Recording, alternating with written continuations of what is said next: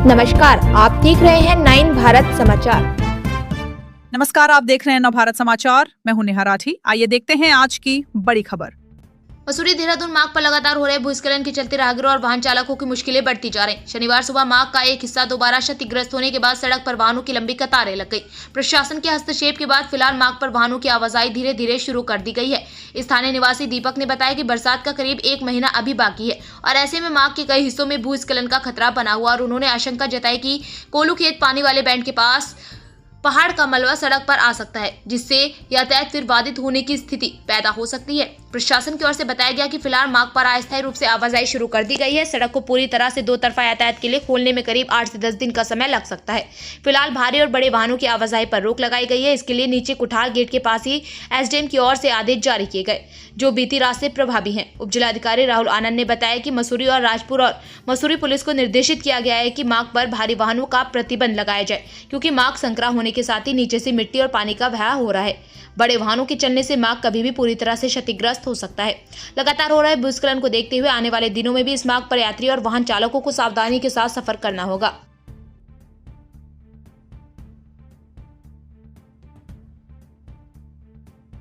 देखिए, आप देखिए, लगभग बरसात शुरू हुए 1.5 महीना हो चुका है, और अभी 1.5 महीना और बचा हुआ है। और आप लगातार देख रहे हैं कि यही एरिया में सबसे ज्यादा ये फ्लड जोन बना हुआ है। अभी सामने पानी वाले मोड़ के इसी वाले क्षेत्र में ही एक पुस्ता भी हाल ही में बनकर मुश्किल से तैयार हुआ है और एक नया पुस्ता और गिर गया है। और अभी इसी के ऊपर एक और सड़क है, यही सड़क घूम के जाती है, तो वो वहां भी 30% एरिया क्रैक हो चुका है।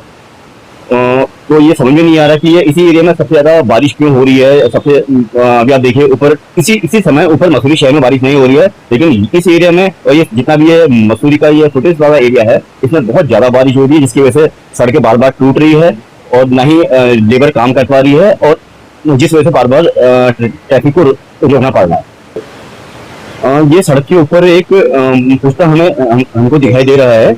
अब ये प्राइवेट है या हो सकता है कि ऊपर वाले रोड को रोकने के लिए पीडब्ल्यूडी से बनवाया गया हो, ये मेरी जानकारी में नहीं है। लेकिन उसमें भी काफी बड़ा उसमें क्रैक दिख रहा है, और वो क्रैक इतना चौड़ा है कि शायद वो पलट कर इसी रोड पर आ सकता है, जो रोड अभी सिंगल बनी हुई है जी। और ये नोटिफिकेशन हमने कल रात ही देख लिया था। एसडीएम साहब ने रात ही बड़े वाहनों के लिए पूरी तरह ट्रैफिक को रोक दिया था।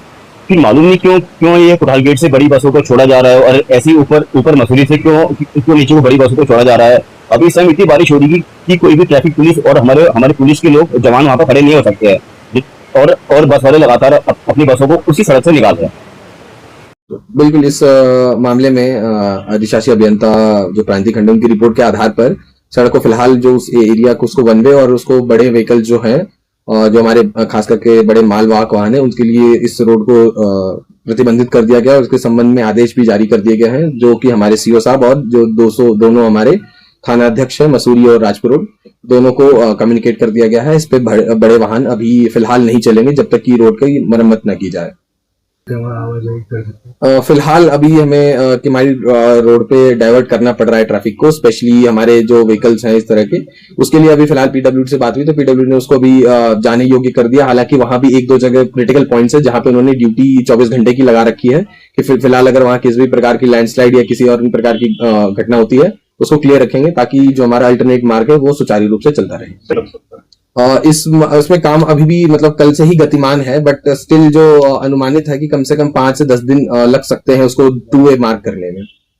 सर, खोली मार्ग है क्या, उसे भी एक अल्टरनेट की तरह यूज करना चाहिए? बिल्कुल, वो पहले भी जब हमारे इससे पिछले बार जो हमारी घटना हुई थी, जिसमें पानी वाले बैंड के समक्ष जो रोड हमारी आधी धसी थी, उस समय भी उस मार्ग को ही वैकल्पिक तौर पे यूज किया गया था। अभी भी अनुरोध करूंगा, जो लोग उस तरफ को जा रहे हैं, जिनको धनौल्टी या इस तरफ की यात्रा करनी है, तो वो सुवाखोली वाली जो माल देवता सुवाखोली की तरफ से धनौल्टी की तरफ जाती है, उस मार्ग का इस्तेमाल करें।